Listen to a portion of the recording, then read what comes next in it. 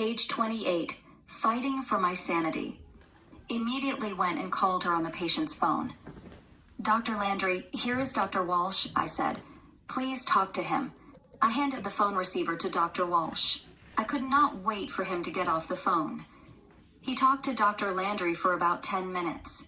Dr. Walsh hung up the phone and wrote something in my folder. He told me, let's go to your room and talk.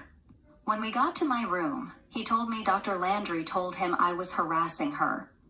She said she saw you in her clinic but did not smell an odor coming from you. Miss Wilson, if you call Dr. Landry again, I will have no choice but to put you on phone restriction. My mouth dropped open. I could not believe that Dr. Landry had abandoned me. If you continue to say you have a foul odor coming from your body and refuse to take the medication, I will have no choice but to take you to court and get a court order from a judge. That will give the hospital ward the right to give you the medicine and keep you here until you get better. I flopped down on the bed.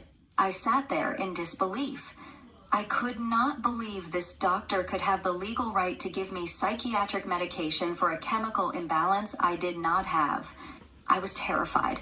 Dr. Walsh left the room and said he would see me on Monday. Over the weekend, I thought about how Dr. Landry could have helped me from the first day I found the book. All she had to do was get the book and still talk to the dermatologist. I hated her.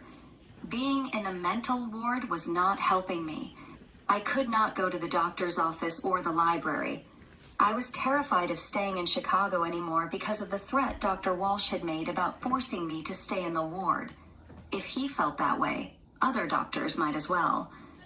I had to think of a way out of the ward.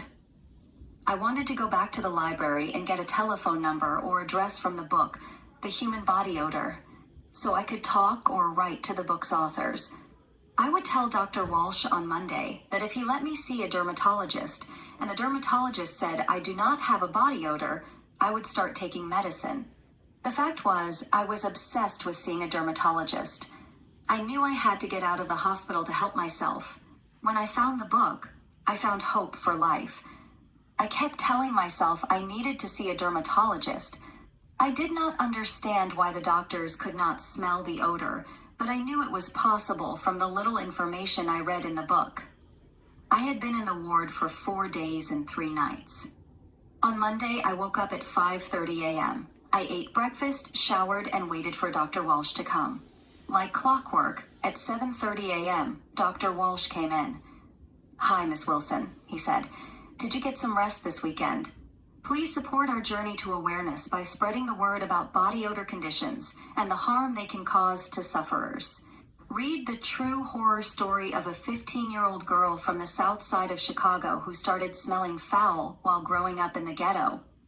The 7 years in my book were the scariest time of my life, but I survived, and we are teaching each other how to live differently. Get a glass of milk, wine, or tea, snuggle up with a blanket, or chill on the couch, and read or listen to an unbelievable story of human strength being stretched to its core. Pick up a copy at Dorrance Publishing, Amazon, or Barnes & Noble. I am CarrieWilson.com, and I have trimethylaminoria TMAU.